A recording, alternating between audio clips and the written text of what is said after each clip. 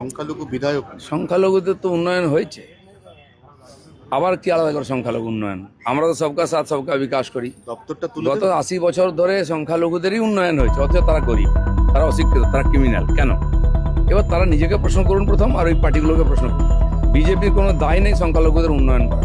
মানে দপ্তরটা ওরা আমাদের ভোটও দেয় না, হ্যাঁ, কিন্তু বাড়ি ঘর সুবিধা সরকারি সবাই পাবে, সেখানে কোনো ভেদাভেদ হবে না। নরেন্দ্র মোদী আগেও দিয়েছেন, আমরাও দেবো।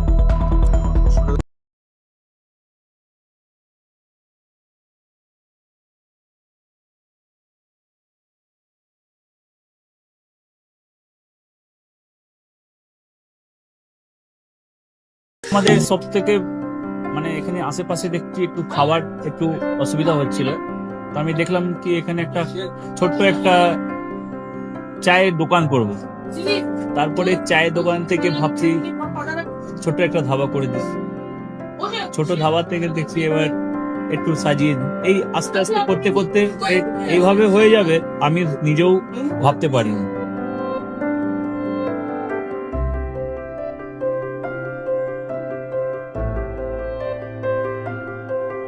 ব্যবহারের জন্য আমাদের এখানে কার পার্কিং থেকে নিয়ে গেস্ট খাবার থেকে নিয়ে বাড়ি, এরকম কিছু ব্যাপার যদি থাকে তো মানুষকে বাড়িতে আমরা সার্ভিস দিতে পারবো, এইভাবে আমরা চেষ্টা করব।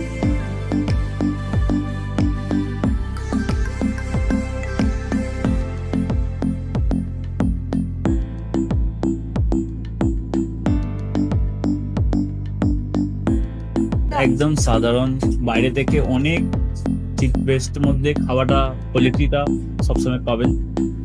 একবার আমি মানুষকে একবারই বলবো কি একবার আমাদের কাছে এসে একবার টেস্ট করে যাবেন। দুপুরবেলা থেকে আরম্ভ আমাদের খাওয়া, থালা, বেঙ্গলি থালা, চাইনিজ ফুড সবই আছে, একবার এসে টেস্ট করে যাবেন।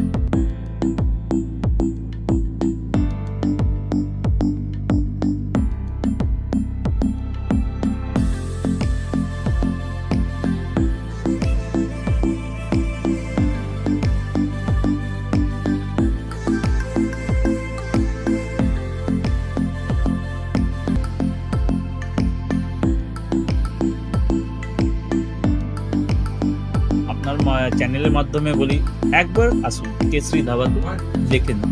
আমার নাম রঞ্জন কেশরী।